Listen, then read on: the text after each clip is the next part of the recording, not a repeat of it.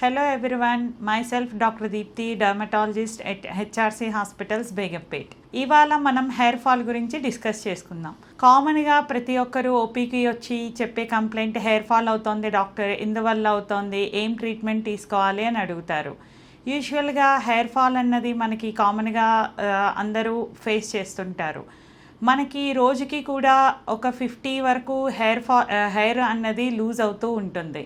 But if you are noticing more than 50 to 100 hair, అది మనకి hair fall కింద మనం కన్సిడర్ చేస్తాం. యూజువల్గా హెయిర్ గ్రోత్లో మనం 3 సైకిల్స్ చూస్తాం. First anagen phase. Anagen phase అంటే హెయిర్ గ్రోత్ అన్నది మనం అందులో చూస్తాం. మన స్కాల్ప్ హెయిర్ తీసుకుంటే అందులో 100% ఆఫ్ హెయిర్స్లో 65% ఎనాజన్ అంటే గ్రోయింగ్ ఫేజ్లో ఉంటాయి. ఇంకొక ఫేజ్ వచ్చేసి రెస్టింగ్ ఫేజ్. రెస్టింగ్ ఫేజ్ అంటే catagen phase. Third phase will be the telogen phase. Telogen phase అంటే షెడ్డింగ్ ఫేజ్. ఎవరైనా ఇప్పుడు హెయిర్ ఫాల్ తోటి పేషెంట్స్ వచ్చినప్పుడు మనం ఈ హెయిర్ సైకిల్ గురించి కూడా ఎక్స్ప్లెయిన్ చేస్తుంటాం. హెయిర్ ఫాల్ జరుగుతోంది అంటే మనకి గ్రోయింగ్ ఫేజ్లో ఉన్న హెయిర్ మొత్తం టీలోజన్ ఫేజ్లోకి షిఫ్ట్ అయిపోవడం వల్ల ఈ హెయిర్ షెడ్డింగ్ అన్నది కామన్గా చూస్తాం. ఇప్పుడు పేషెంట్స్ వస్తారు హెయిర్ ఫాల్ అవుతోందని, కామన్గా మనం హిస్టరీ తీసుకుంటాం. హిస్టరీలో కామన్గా మనం స్ట్రెస్ ఫ్యాక్టర్స్ గురించి డిస్కస్ చేస్తాం, డైట్ గురించి డిస్కస్ చేస్తాం, ఏమన్నా థైరాయిడ్ ఇష్యూస్ ఉన్నాయా అని కూడా అడుగుతాం. లేదు అంటే రీసెంట్గా పోస్ట్ వైరల్ ఫీవర్స్ కానీ, ఇల్నెస్ ఎపిసోడ్స్ కానీ, ట్రమాటిక్ ఎపిసోడ్స్ గురించి కూడా అడుగుతాం. ఇవే కాకుండా కొన్ని deficiencies like vitamin D deficiency గురించి కూడా టెస్ట్లు చేపిస్తాం. అండ్ B12 లెవెల్స్ కూడా చూసుకుంటాం. కొన్నిసార్లు కాల్షియం డెఫిషియన్సీ వల్ల కూడా హెయిర్ ఫాల్ అన్నది కామన్గా జరుగుతుంది. Coming to the male pattern hair loss. Hair fall అన్నది మేల్స్లో జరగవచ్చు, ఫీమేల్స్లో జరగవచ్చు. మేల్లో జరుగుతున్న హెయిర్ ఫాల్ అంటే androgenic alopecia is the common problem. అది మనం నెక్స్ట్ వీడియోస్లో డిస్కస్ చేసుకుందాం. ఫీమేల్స్లో వచ్చేసరికి ఫీమేల్ ప్యాటర్న్ హెయిర్ లాస్ అవ్వచ్చు, లేదు అంటే డిఫ్యూజ్ థిన్నింగ్ ఆఫ్ హెయిర్ అంటే మొత్తం హెయిర్ అన్నది పలచబడిపోవచ్చు.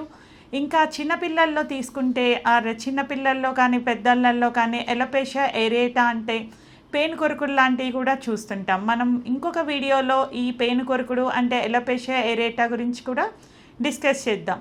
ఇవాళ మెయిన్గా మనం ఫీమేల్స్లో జరిగే టీలోజన్ ఎఫ్లూవం గురించి ఫోకస్ చేస్తున్నాం. ఇప్పుడు పేషెంట్ వచ్చిన తర్వాత మనం హిస్టరీ తీసుకొని కొన్ని ఇన్వెస్టిగేషన్స్ సజెస్ట్ చేస్తారు. లైక్ హీమోగ్లోబిన్ చూసుకుంటాం, ఫెరటిన్ లెవెల్స్ చూసుకుంటాం, ఐరన్ లెవెల్స్ చూసుకుంటాం, vitamin B12, D3 and thyroid ఏదన్నా డిస్ఫంక్షన్స్ ఉన్నా కూడా చూసుకుంటాం.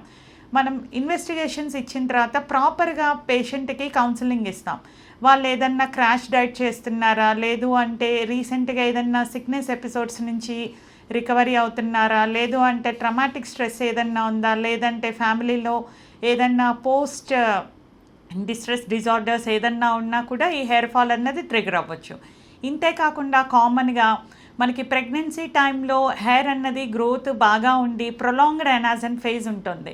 ఒక్కసారి డెలివరీస్ అయిన తర్వాత ఒక 2-3 మంత్స్ తర్వాత కామన్గా అందరూ చెప్తారు హెయిర్ ఎక్కువగా ఫాల్ అవుతోంది అని చెప్పి. అంటే ప్రొలాంగ్డ్ ఎనాఫేజ్ తర్వాత హెయిర్ అన్నది షెడ్డింగ్ అవ్వడం స్టార్ట్ అవుతోంది. ఎస్పెషల్లీ ద పోస్ట్ పార్టమ్ ఉమెన్లో చూస్తుంటాం. అంతేకాకుండా వీళ్ళకి కొన్నిసార్లు పోషకాహార లోపాలు లైక్ ఐరన్ తక్కువ ఉన్న, వైటమిన్ డి తక్కువ ఉన్న, B12 తక్కువ ఉన్న ఆ సప్లిమెంటేషన్స్ కూడా ఇస్తుంటాం. అండ్ ఇప్పుడు మనం ట్రీట్మెంట్ పార్ట్లోకి వస్తే ట్రీట్మెంట్లో కూడా మనం first we will insist about the life style modification. Life style modifications అంటే స్ట్రెస్ తగ్గించుకోవడానికి మనం కొన్ని యోగా, మెడిటేషన్ లాంటి పద్ధతుల్ని పాటించాలి. తీసుకునే ఫుడ్లో కూడా ప్రోటీన్ రిచ్ ఫుడ్ చెప్తాం, ఐరన్ రిచ్ ఫుడ్ చెప్తాం. And few of the foods to ensure the hair regrowth like leafy వెజిటబుల్స్ని కూడా మనం ఇన్సిస్ట్ చేస్తుంటాం.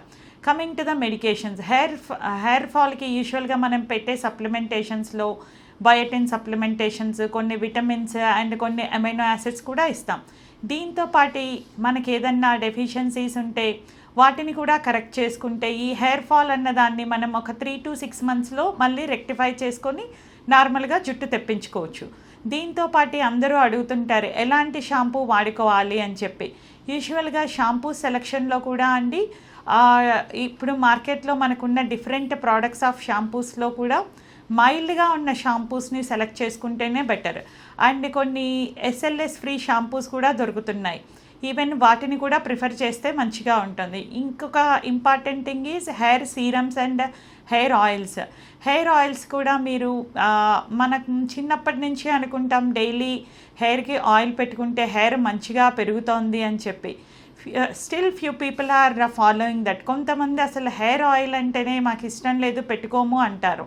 But hair oil is considering as one of the factor for the hair regrowth and hair growth and hair supplementations లాగా కూడా work అవుతుంది. At least వీక్లో మనం twice a week hair wash చేసే ముందు ఒక half an hour to 1 hour ముందు ఈ హెయిర్ ఆయిల్ పెట్టుకొని కొంచెం మసాజ్ చేసి హెయిర్ మనం వాష్ చేసుకున్నామంటే హెయిర్ కండిషనర్ లాగా కూడా వర్క్ అవుతుంది, హెయిర్ గ్రోత్కి కూడా మనకి హెల్ప్ అవుతుంది. హెయిర్ సీరమ్స్, ఈ హెయిర్ సీరమ్స్ కూడా డిఫరెంట్ ప్రోడక్ట్స్ ఉన్నాయండి. బట్ హెయిర్ సీరమ్స్లో especially growth factor rich, peptides rich ఉన్న మనం హెయిర్ సీరమ్స్ని వాడుకున్నామంటే హెయిర్ గ్రోత్కి హెల్ప్ అవుతుంది. ఇంకొకటి కామన్గా మీరు వింటూనే ఉంటారు మినాక్సిడిల్ అని చెప్పి. మినాక్సిడిల్ మనం ఫీమేల్స్కి పెడతాము, మేల్స్కి పెడతాము.